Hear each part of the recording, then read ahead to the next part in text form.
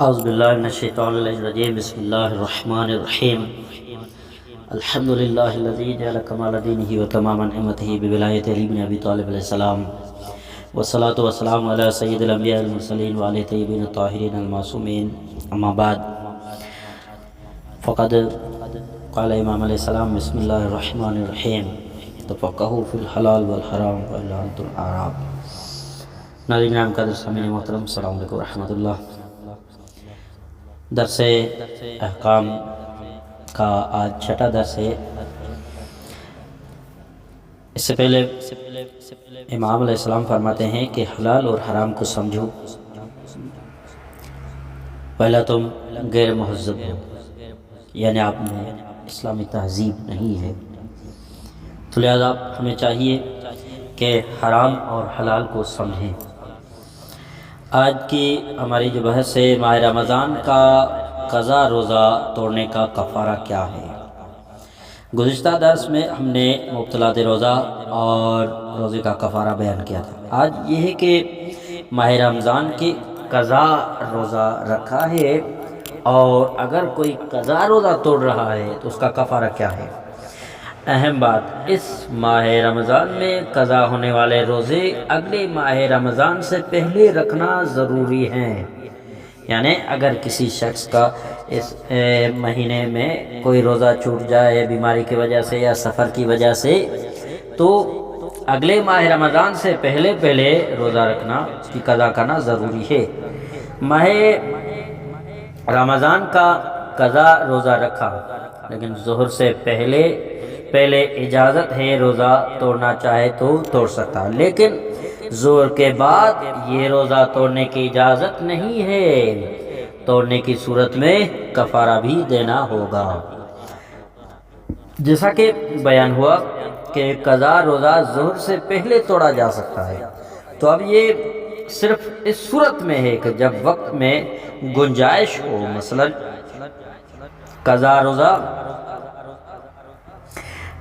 مثلا جو ہے وقت کی اس میں گنجائش ہو رہی ہے کہ مثلا 5 قضا روزے باقی ہیں اور ماہ رمضان کے آنے میں ابھی 20 دن باقی ہیں اس صورت میں، لیکن اگر 5 قضا روزے باقی ہیں اور دن ہی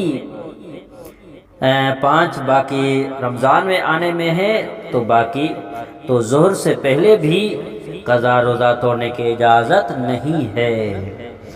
سوال، میں کسی مرحوم کے قضا روزے اجرت پر رکھ رہا ہوں، کیا میرے لیے بھی مسئلہ یہی ہے کہ میں ظہر کے بعد روزہ نہیں توڑ سکتا؟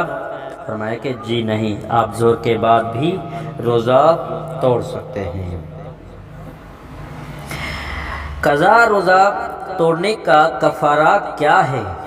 جو قضا روزہ رکھ رہا ہے، وہ توڑ رہا ہے، اس کا کفارہ کتنا ہے؟ جواب، 10 مومن فقیروں کو پیٹ بھر کر کھانا کھلانا ہے، یا انہیں 750 گرام یعنی 3 پاؤ آٹا یا چاول وغیرہ دینا۔ اگر یہ ممکن نہیں ہے تو 3 روزے پے در پے رکھے۔ نوٹ، ان فقراء کو رقم دینے سے کام نہیں چلے گا، اگر رقم دینی ہے تو انہیں پابند کرنا ہوگا کہ وہ آٹا وغیرہ ہی لیں گے۔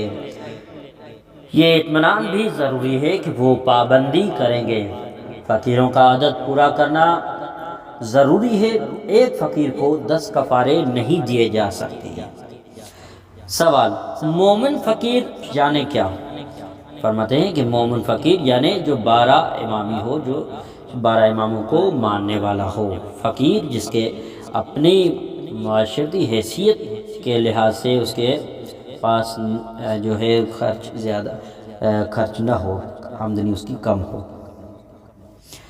تاخیر کرنے کا کفارہ، جیسا کہ بیان ہوا کہ اس ماہ رمضان میں قضا ہونے والے روزے اگلے ماہ رمضان کے آنے سے پہلے روزہ رکھنا ضروری ہے۔ تو مثلا ایک شخص بیمار تھا تو ماہ رمضان کے 5 روزے نہیں رکھ سکا، ماہ رمضان کے بعد اگر وہ ٹھیک ہو گیا مگر قضا روزے نہیں رکھے یہاں تک کہ اگلا ماہ رمضان آ گیا، یا اگلے ماہ رمضان کے آنے میں 5 دن رہ گئے، ظاہر ہے کہ 5 ہی روزے قضا تھے اور اس شخص نے روزے رکھنا بھی چاہتا ہے مگر بیمار پڑ گیا اور نہ رکھ سکا، تو ان دونوں صورتوں میں اس شخص پر ضروری ہے کہ اب قضا کے علاوہ تاخیر کا کفارہ بھی ادا کرے۔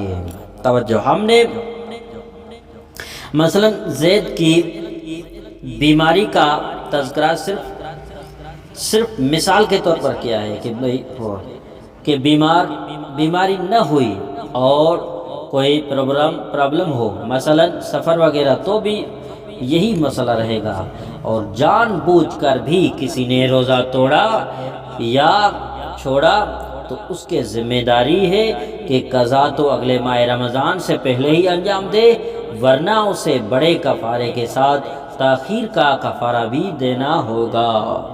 اسی طرح تاخیر کرنے کا کفارہ کتنا ہے آخر، کہ اگر کوئی شخص تاخیر کر رہا ہے تو اس کا کفارہ کتنا ہے؟ فرماتے ہر روزے کے بدلے 750 گرام یعنی 3 پاؤ آٹا یا چاول وغیرہ کسی مومن فقیر کو دے۔ نوٹ، ان فقراء کو رقم دینے سے کام نہیں چلے گا، اگر رقم دینی ہے تو انہیں پابند کرنا ہوگا کہ وہ آٹا وغیرہ ہی لے گے، اور یہ اطمینان بھی ضروری کہ وہ پابندی کریں گے۔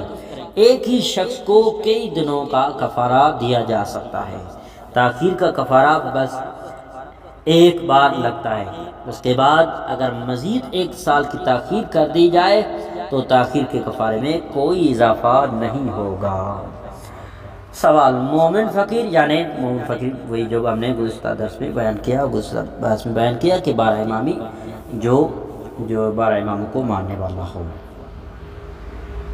فدیہ یعنی بدل یا عوض، کس کا بدل کس کا عوض؟ فرماتے ہیں روزہ نہ رکھنے کا بدل یا عوض، اس کی کچھ شرائط ہے۔ فدیہ کون دیتا ہے؟ مثلا ضعیف مرد یا خاتون، وہ فدیہ دے سکتے ہیں۔ مثلا روزہ جو نہیں رکھ سکتے ہیں، اگر کوئی شخص صحت مند ہو اور وہ ایسے ہی روزے کے بدلے مثلا فدیہ دے رہا ہے تو یہ اس کا فدیہ باطل ہوگا۔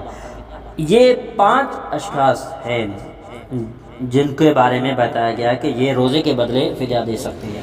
سب سے پہلا وہ ضعیف مرد یا خاتون جو روزے کو نہ رکھتے ہیں، اور اسی طرح نمبر 2 زیادہ پیاس کے مرض میں مبتلا افراد، اور اسی طرح حاملہ خاتون، اور نمبر 4 بچے کو دودھ پلانے والی خاتون، نمبر 5 وہ شخص جس نے بیماری کی وجہ سے روزہ نہیں رکھا اور بیماری اگلے ماہ رمضان تک طول پکڑ گئی۔ کچھ تفصیل فرماتے ہیں کہ ضعیف مرد یا خاتون کہ وہ خواتین و حضرات جو بڑھاپے کی وجہ سے روزہ رکھنے کی طاقت نہیں رکھتے یا روزہ رکھنا ان کے لیے بہت مشکل ہے تو ان پر روزہ رکھنا واجب نہیں ہے، یہ ہر روزے کے بدلے فدیہ دیں۔